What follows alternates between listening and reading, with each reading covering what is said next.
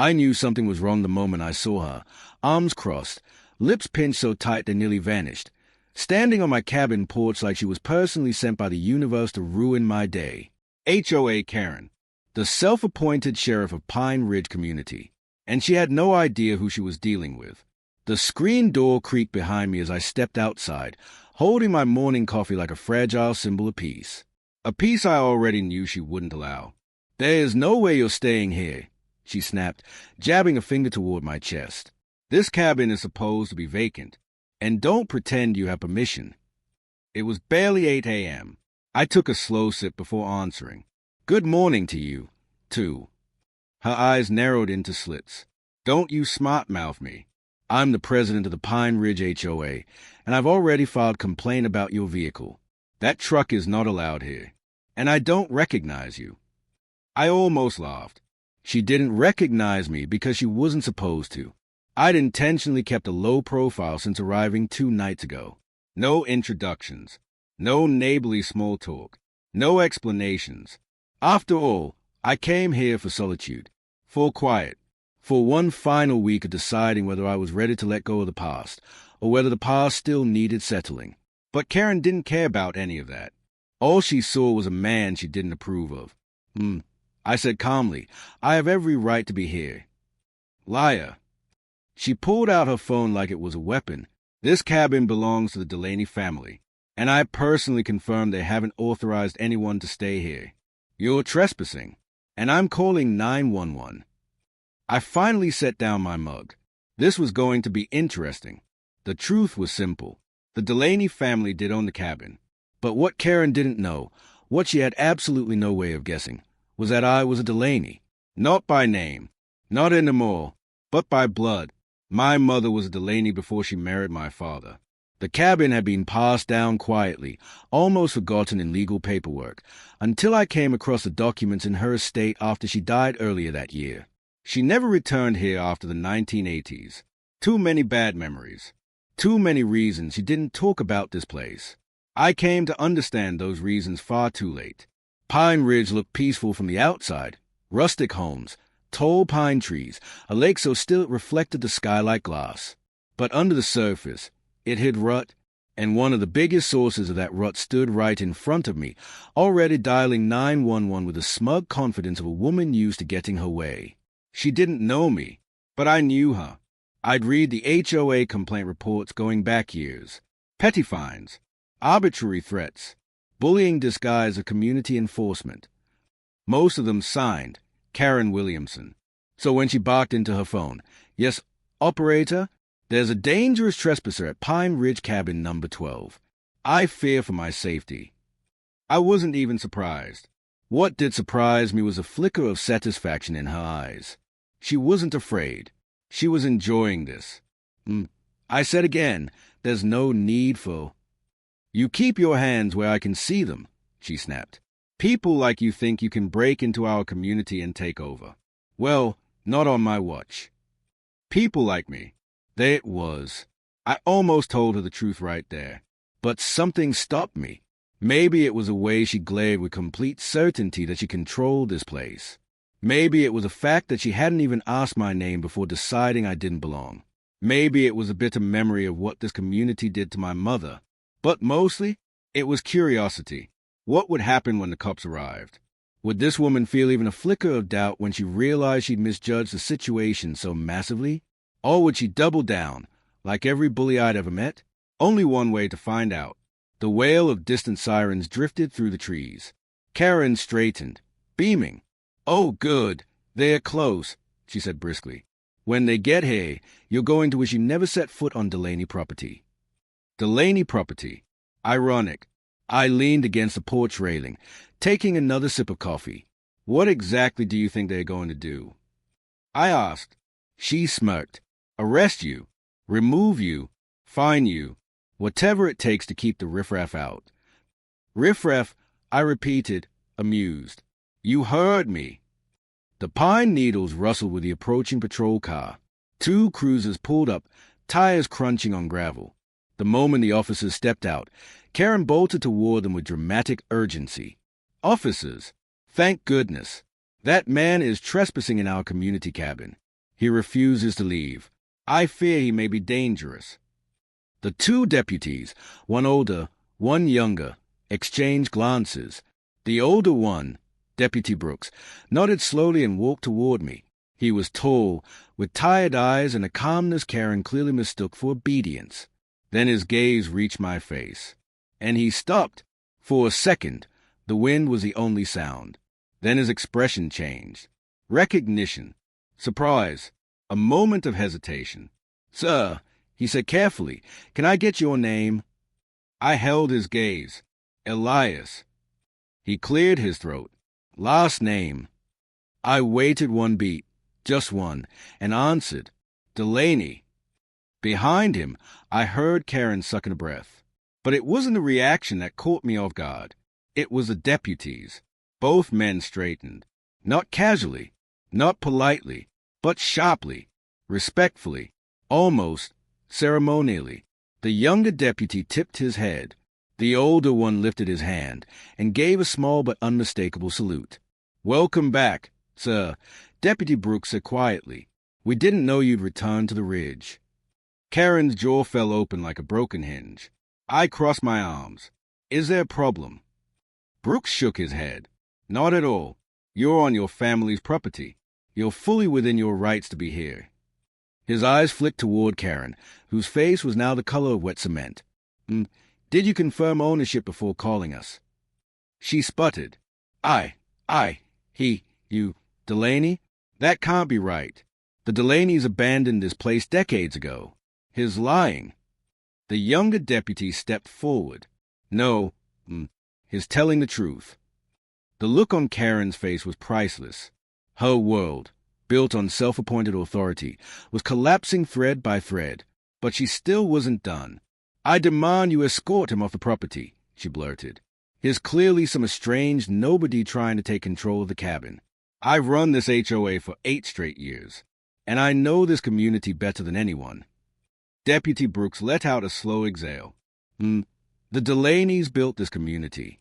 Literally, they owned half this land before the handoffs in the late 90s. I watched her face twist. It wasn't confusion anymore. It was fear. Fear that her reign was cracking, and she couldn't stop it. Then she turned her glare on me. "You think this changes anything? You think you can just show up and everything goes your way? I know things about this place. About your family. Things you clearly don't." "Is that so?" I asked softly. "And what makes you think I don't already know?" She flinched, because she had no clue what I knew. No clue why I'd really come back. No clue that my mother's old journals, found only weeks ago, held secrets that connected Karen's family and mine in ways she didn't want unearthed. Secrets that smelled a lot like revenge waiting to happen. Deputy Brooks glanced between us. "Is everything all right here?" I nodded. "For now." But in my mind, one question burned hotter with every passing second. What exactly was Karen hiding, and why was she so desperate to keep me from staying in my own family cabin? I intended to find out. And when I did, someone in Pine Ridge was going to regret ever crossing a Delaney. Karen didn't speak again, not while the deputies were there. Anyway, she stood stiff as a statue, her lips trembling with the effort of holding back whatever volcanic rage was bubbling behind them. Deputy Brooks gave me a respectful nod. "Mr. Delaney, if you need anything while you're staying here, you let us know." "Appreciate it," I said. Karen tried one last week protest. "This is a mistake. You've been misinformed." "His not." The younger deputy cut her off. If you continue making false reports, we'll have to cite you." Her eyes went wide. Cited. HOA leaders like her didn't get cited. They cited other people. Watching them leave her behind felt like the first domino falling. The cruisers finally pulled away, leaving silence in their wake. Silence, except for the furious huffing of Karen Williamson. When she finally turned back to me, she looked like she was chewing glass. "You think you're clever," she spat, "but you don't know this community. You don't understand the history here."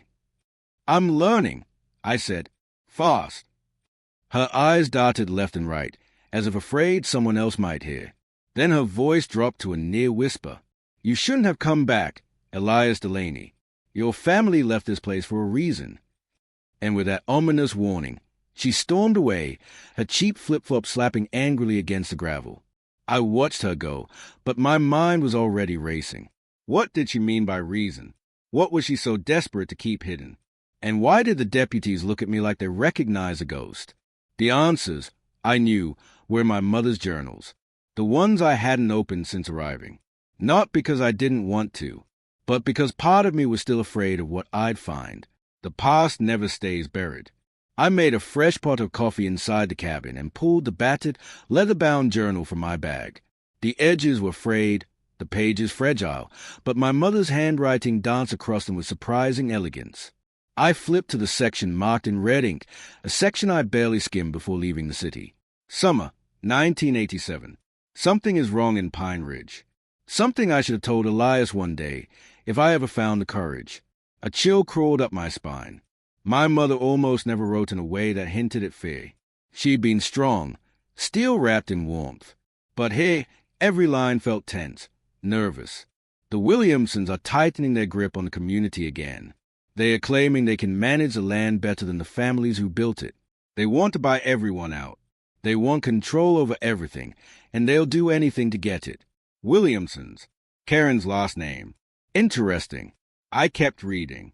They approached me today, said if I didn't sell the cabin, they'd make life difficult for our family. They threatened your grandfather, said accidents could happen in the woods. I don't trust them. Never have. My grip tightened. I'd always known my mother left this place abruptly after her father died, but she never talked about the circumstances. I assumed grief, old family conflicts, ordinary tragedy. But this was an implied threat. I turned the page. If you're reading this, Elias, it might mean I never had the chance to explain. The Williamsons are dangerous, and if they are still in Pine Ridge, you need to be careful. I stared at the handwriting. Dangerous. Not annoying. Not petty. Not power-hungry. Dangerous. And if Karen was the current face of that family, just how deep did the roots of their influence run? A faint thump sounded outside the cabin. I froze. Another thump, then a scrape. Slowly, I stood and moved to the window. A figure lurked near the edge of the trees, watching. Tall, broad-shouldered. Not Karen. Someone else. The moment my eyes met his shape, he stepped back into the shadows and disappeared. My heart rate kicked up. That wasn't a curious neighbor. That was someone checking on me, monitoring me, which meant Karen had already spread the word. The Delaney heir had returned, and someone wasn't happy about it. The Hunters Club. The next morning, I drove down to the Pine Ridge General Store. Not because I needed groceries, though the stale cereal and ancient coffee filters on the cabin shelves weren't encouraging. I needed information. The store was small, its wood-paneled walls covered in dusty fishing trophies and faded photos of local events from decades past. The man behind the counter, Ben, looked up as I walked in, and froze. His eyes widened, then softened with a strange, nostalgic recognition. You're Delaney. It wasn't a question. Yes, I said. He let out a slow breath and came around the counter. You look just like your mother. I wasn't expecting that. You knew her? Everyone knew her, Ben said. She was the only one who ever stood up to the Williamsons. There it was again. I leaned on the counter. What exactly did the Williamsons do? Ben hesitated. He glanced over his shoulder, then motioned me closer. You ever heard of the Hunters Club? No. It's an unofficial group, he said. Started by the Williamsons years ago. They claim it's just for managing wildlife population, but that's not what it is. I said nothing, letting the silence pull more from him. They control people, Elias. Anyone who doesn't follow HOA rules, anyone who questions their authority, ends up facing consequences. What kind of consequences? He swallowed. Harassment, property damage, sometimes worse. Your grandfather tried to expose them. Next thing we knew, he fell into the ravine near the ridge trail. My jaw tightened. My mother suspected as much, but hearing it from someone else made my chest burn. Ben lowered his voice further. You need to watch your back. Karen acts like she runs the HOA, but she's just a face. Her brother, David, Here's the real problem. And he doesn't take kindly to Delaney's. That shadow I'd seen last night, a cold knot formed in my stomach. I thanked Ben, bought a few supplies I barely needed, and headed back to the cabin. Every word he said echoing louder in my mind. Someone didn't want me here. Someone dangerous. Someone tied to whatever happened to my grandfather. And I had a feeling Karen's frantic attempt to get me thrown out wasn't just about HOA rules. It was about protecting a secret. A warning too late. Night fell faster than usual. By the time the sky turned black, the woods outside my cabin felt too quiet, like the forest itself was holding its breath. I locked the doors, checked the windows, sat at the kitchen table with my mother's journal spread before me. Another passage caught my attention. If anyone from the Williamson line is still running Pine Ridge when you return, Elias, don't trust them. They are not what they pretend to be. And if they come after you, do not let them intimidate you. Delaney's don't run. We fight. A chill worked down my spine. Before I could read further, a crash shattered the window. Glass exploded inward. A brick rolled across the floor, leaving a trail of dirt and pine needles. A note was tied around it. I grabbed it, heart pounding. Leave. Now. Or you'll end up like him. Like him. My grandfather. Before I could react, tires screeched outside. A vehicle peeled away, headlights slicing through the trees. I burst onto the porch just in time to see the taillights vanish. Whoever it was, they wanted me scared, rattled, gone. But all they did was ignite something that had been simmering since the moment Karen showed up on my porch. Rage. Cold, controlled, coiled like a serpent in my chest. If they thought they could drive me away with threats, they miscalculated. Badly. Because now I wasn't just here to reflect on the past. I was here to uncover it, expose it, destroy the people who hurt my family. The Williamsons had ruled Pine Ridge through fear for decades, but they'd forgotten something important. Delaney's don't run. And this time, the fight was coming for them.